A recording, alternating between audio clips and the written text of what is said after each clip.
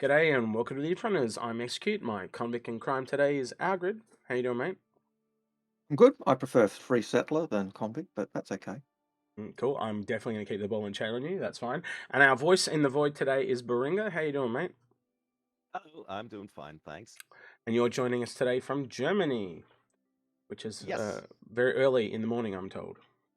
yes, it is. I had to put an alarm so I'll be here. Hmm. We actually started Borenga's Fix My Fleet before we did Cretus's, but it's actually taken that long to get it done that this video is actually coming out afterwards, which is something that not a lot of people realize that we put in a lot of effort to get it done. But we did have a couple little issues with this one. So the big one was not putting any extra money into the game.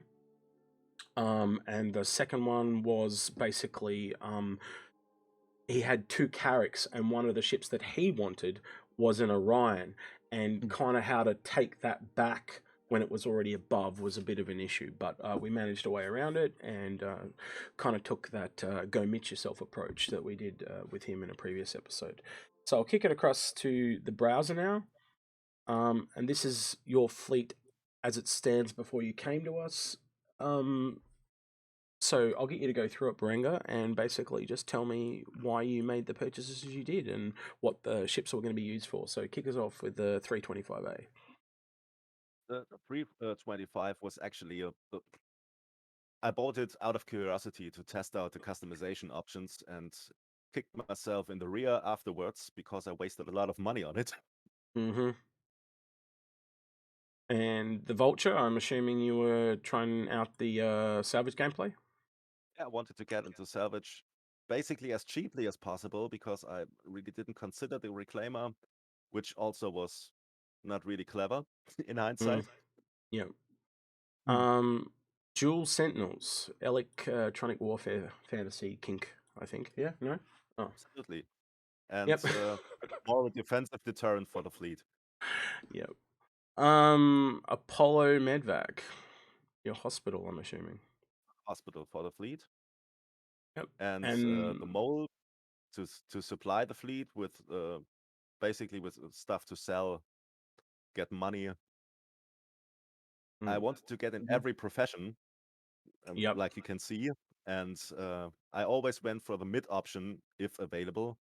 Mm-hmm. And Okay. that's often not a bad approach to take in going for those mid-size if you're limited on cash or you're limited on things to do. But there is Yeah, always that it's easier to earn down than it is to earn up.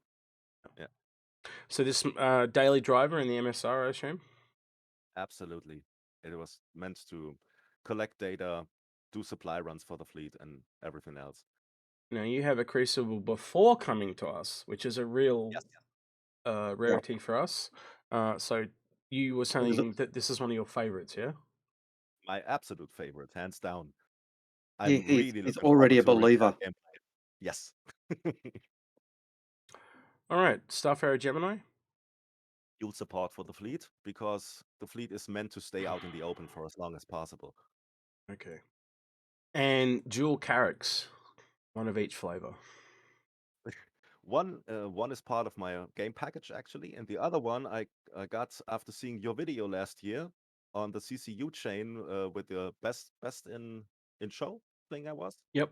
It was Mhm. Cutlass, Valkyrie, and so on and so forth. So the cost for it came down to $460. Yep. Which makes it So, very appealing. And the Yeah. Banner Merchantman. Banner Merchantman is the core, the heart of the fleet. So yeah, right. a lot of cargo working around. Yes. All right, so I think we probably went through 3 or 4 different iterations of fleets over many hours with this. Mm.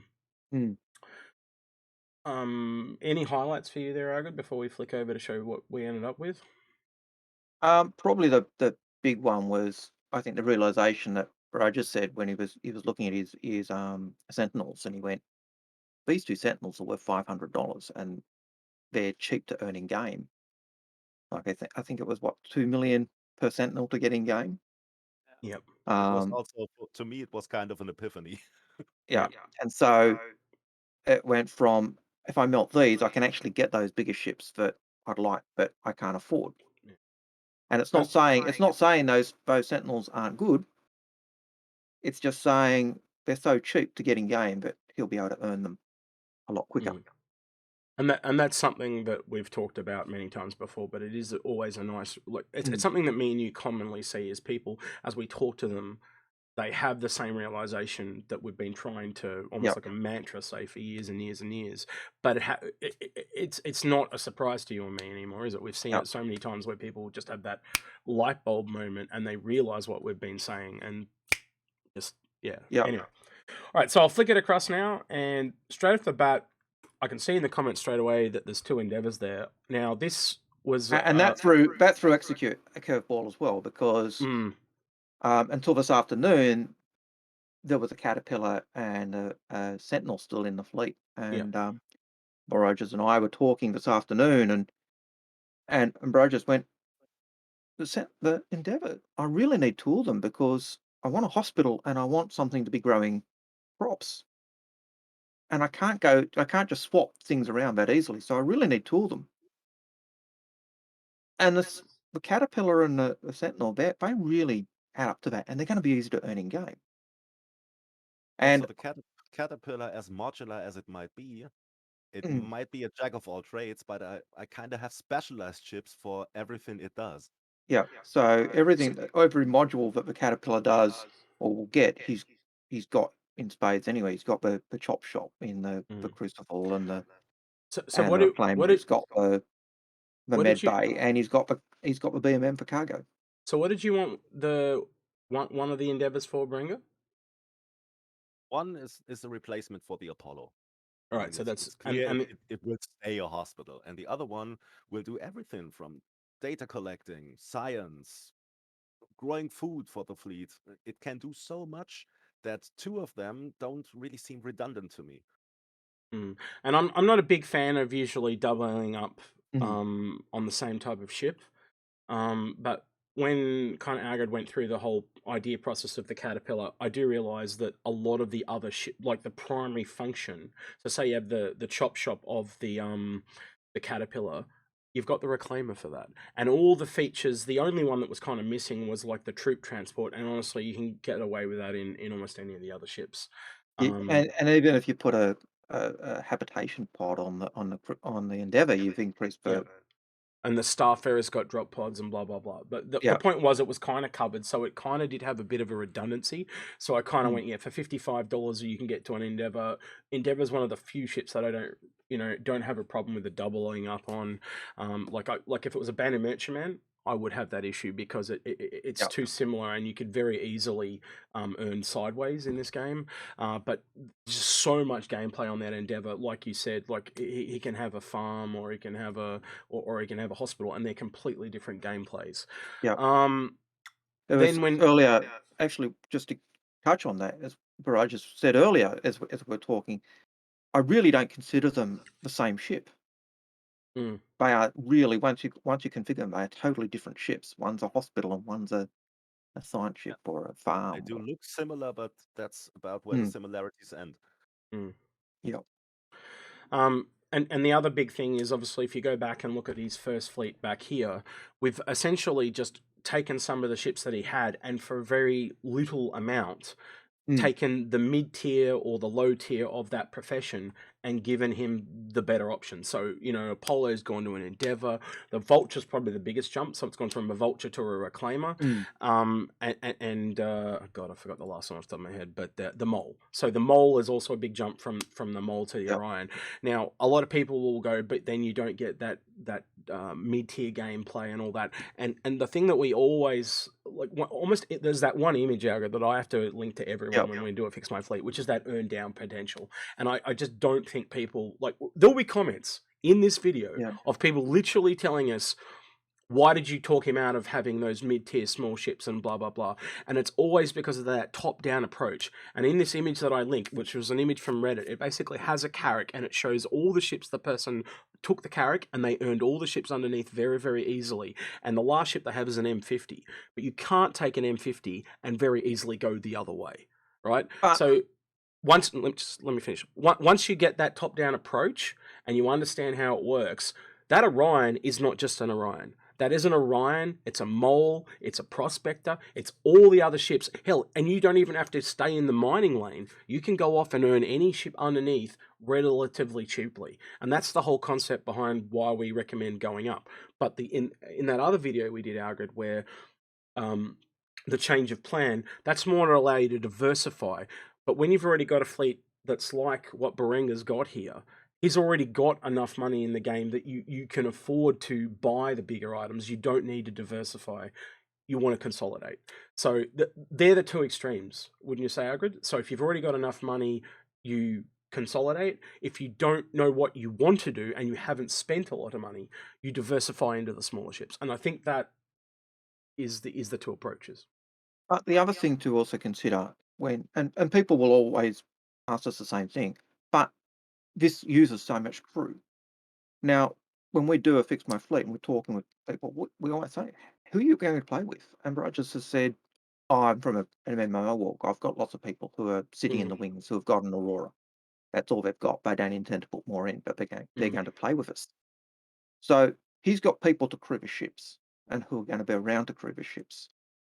Also, often it's a matter of people saying, well, I really want this ship, but I just can't get it. Yeah. Or I'm not sure I can get it. And so it's also a matter of looking at what they've got, what they're able to put in. And this fleet actually doesn't really add any extra new cash. Most of it is just recycled from what he already had. And that is the real bonus of I think actually with did the the of this numbers. fleet. I was really surprised that when I melt all my CCUs are piled up over the years, I only have to put in about $45 wow, from what yeah, I'm now. that's kind of crazy. Yep. So yeah, taking those some of those things you've saved and earned and made value on is quite handy. Yeah, I don't really have much else to add, Algrid.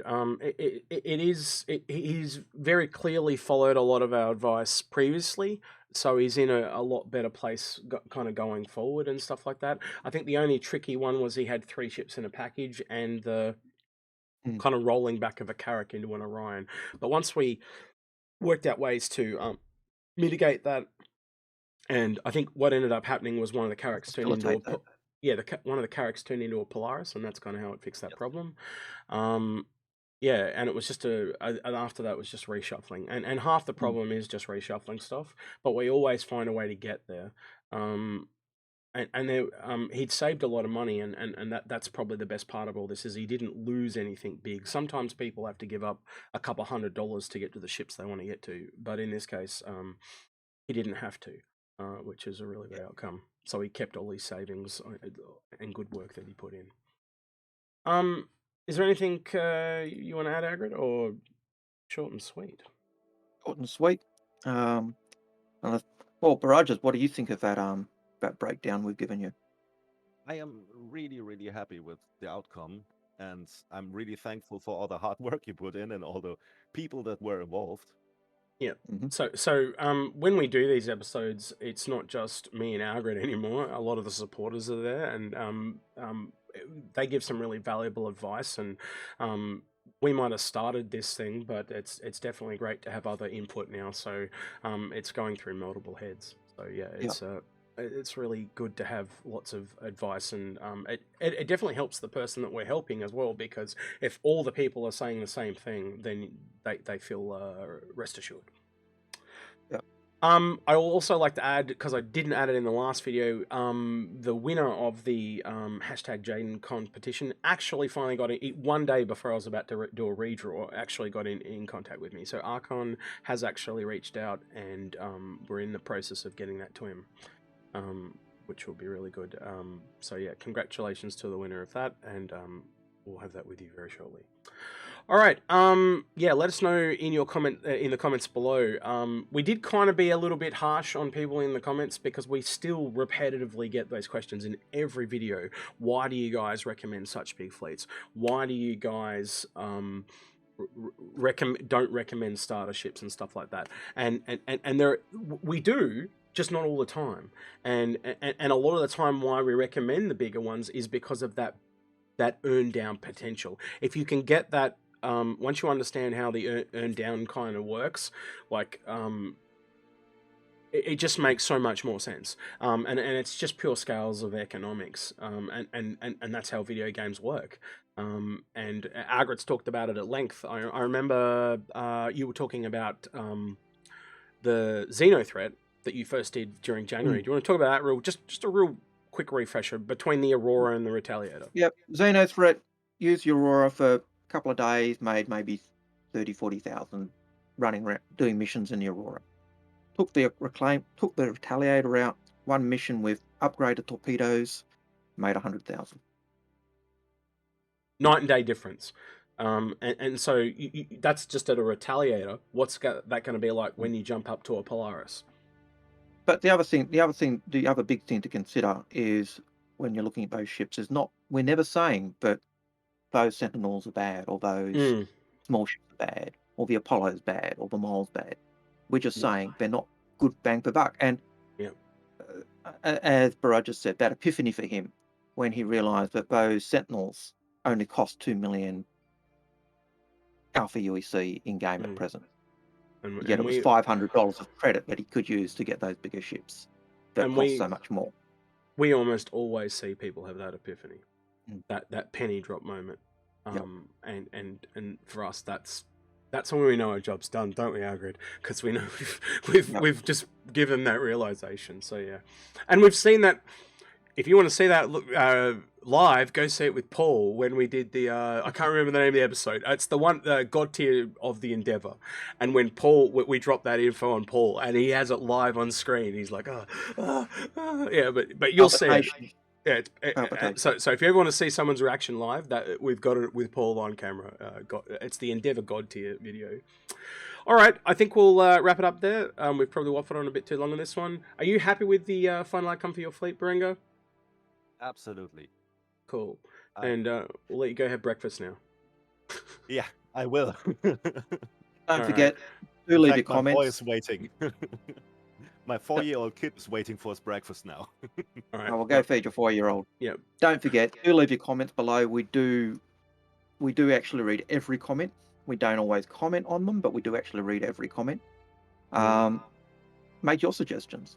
I'm sure Barrages would love to hear what your thoughts are as well. If you want to go the extra mile, join us on Patreon or join us in Discord. Yeah. And I'm sure there'll be comments that I talked about today that'll be in the video anyway. And Borenga, I've even said that to Borenga. I said, Borenga, just wait for them. They'll be there.